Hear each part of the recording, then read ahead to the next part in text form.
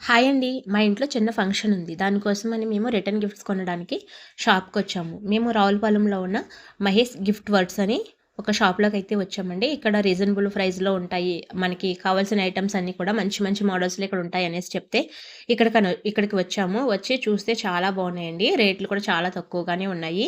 మేము ఇవన్నీ కూడా చెక్ చేసి మేము కొంచెం ఏదన్నా ఎవరు ఇవ్వలేని కొత్త ఐటెమ్ ఏదైనా ఉంటే చూసిద్దారనేసి అయితే అన్నీ కూడా చూసాము. రేట్లు కూడా మనకి చాలా తక్కువనే ఉన్నాయండి.